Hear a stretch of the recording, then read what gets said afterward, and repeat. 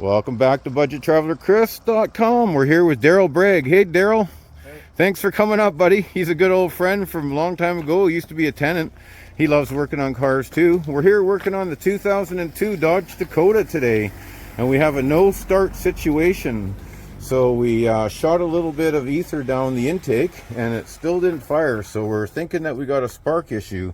So we checked the spark, and the first thing we did here, we checked for spark, and we had spark there. So the fact that we have spark here at our coil down there, there's a better look at the coil down there, and we had spark from our coil. So we followed it back here to the back, and that's where the distributor is. The distributor is located way under here. So what you have to do is take off this hose here to the air cleaner, and then you undo this cap here on the top of the air intake, and that's a throttle body fuel injection. And then you take off the canister lid there, and with the hose, we just put that off to the side. And then so after that, we pulled off some wires here already. You can see Daryl put them out here. Keep track of where they go, because they have to go in the exact same location.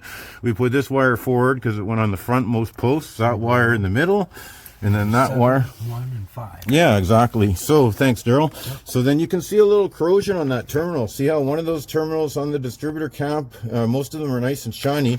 Well, that terminal here, it actually has some corrosion on it. So what we want to do is take that cap off here, and we've already got the 2 screws loose, so it's pretty tight, but you got to kind of pull it out through here.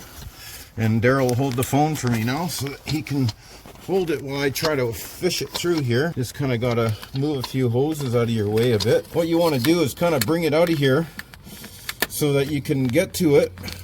And most people, like, they just, they just replace everything. Everything's replace. But as you know, I like to try to not be wasteful. So if you look in here, you'll see how the terminals have corrosion on them. You can see the corrosion on these terminals here.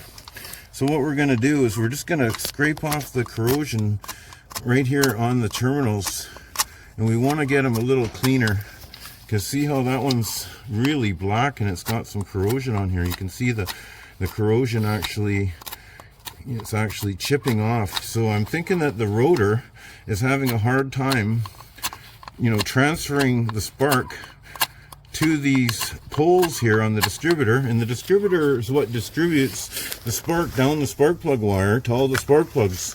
So if it still doesn't run, we're going to have to change spark plugs. But here's the rotor.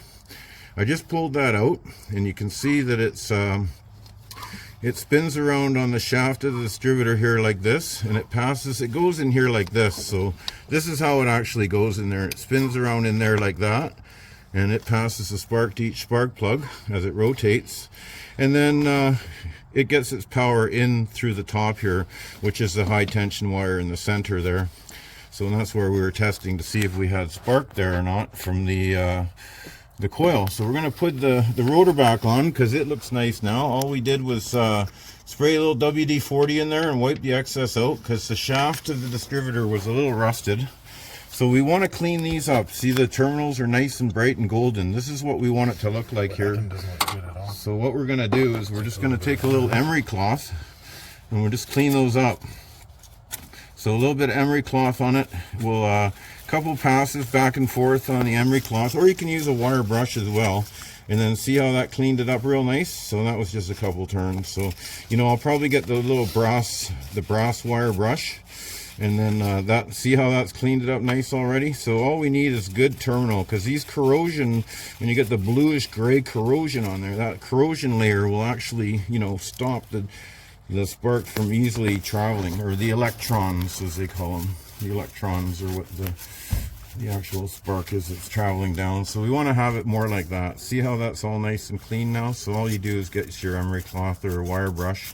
There's a few different ways you can do this, but you want to be nice and gentle with it. But this is how you save these old things, because a lot of people, they say, oh, look, there's corrosion on it, and, well, we better throw it out and buy a new one. Well, you know what? I don't think you can even tell now that this isn't new, right? We're very close to it. So I prefer to do that. And how you pull these off is just grab them at the base and then pull them off. See, that one looks clean, so that's fine. We'll put it back on. You can see that all these wires have recently been changed, so the wires I know aren't an issue, just because looking at the condition of them. And you never want to mix up the order. That one's nice and clean too, so that one doesn't need to be clean. So we might have only had one that needed to be clean. So let's see. Yeah, I'd say there's probably only one, Daryl, that needed to be cleaned. Yeah. So we cleaned the one, and then this is ready to be put on now. As long as your rotor is on. All it has is two bolts that you can either use a wrench, which would be really hard to get on it, or you can use use a little stubby Phillips #2, and that works. That's what I actually used, but you had to take the air cleaner off to get in there because it's so tight in here. So we just want to push it back through here and put it back on the top of the distributor here. So it's a bit tight going through there, so you have to kind of be careful that you fit it through there, and then get it back on there. And then you've got to get it to seat right. It has to sit in there, right? It's got to sit right in a little spot right there. There's only one spot where it can sit, and it's got to sit perfectly in there. So is that it right there? I think that's in the right spot. Does that feel like it's in the right spot there to you now? It's kind of wobbling a little bit. Yeah, it doesn't really feel. Oh, that feels. There we go. I think that's in the right spot, and it won't go in. Like the screws will not go in if it's not in the right spot. So you need it in the right spot. So is that the right spot? Yeah, I might even have to take this wire off here to get to the bolt a little better on this side here. I was just trying to see. I sort of slowly got it to go, Chris. Oh, you already turned it with your hand to get it started? A little bit. Okay, awesome. A little bit. And that's best. If you can start things by hand, with your finger. yeah, then you know, because the biggest problem is cross-threading things, right? So if you can do it without cross-threading, I mean, cross-threading's about the worst thing that can happen, right? If we mix up the firing order, it will not run. So you have to remember where the wires are.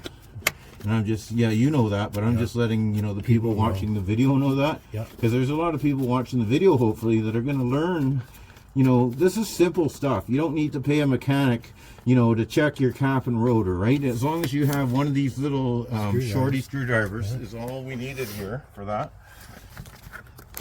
You want to go there? You got it? Yeah. Now where did the middle one go? So the middle one is #1. Okay. That would be that one. That where it went? Okay. Yeah.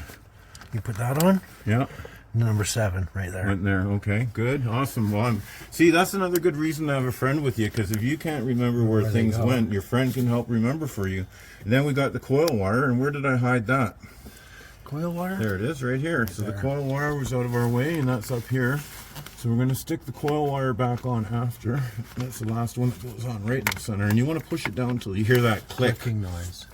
And when you take them off, you want to be careful. Don't just grab them here. You want to grab them by the boot and kind of pull up underneath so you don't break the wires, because I've seen them come apart a little bit before. So now we can probably actually see if this bad boy will spark or fire now, and right? Somebody could start this without the top on? Yeah, so I can crank it over while you kind of watch here to see if anything happens. Okay. Well, thank you. Daryl, we just got this thing running, and all we did was clean a cap. All we did was clean a cap and rotor, and this thing's running, buddy. We didn't even have to do we didn't even have to do the spark plugs. Oh, and there's Daryl's cool ride right there. We'll check out Daryl's cool ride next. He's done a lot of cool stuff to it. But Daryl, you're my good luck charm, buddy. This is Christmas Eve, the day before Christmas. What a present. Thank you, brother. Oh, and this is my friend from 35 years ago. Because on Budget Traveler, you never know where you'll be or who you'll see. Thanks, brother. Stay tuned, everybody, for more new and exciting videos. We're working on an 02 Dodge Dakota, and this thing wouldn't run a few minutes ago. No spark, no nothing. We didn't know what was wrong, but guess what? We got her running with the help of a good friend, Daryl Bregg. Thanks, brother. Take care, and don't forget to subscribe.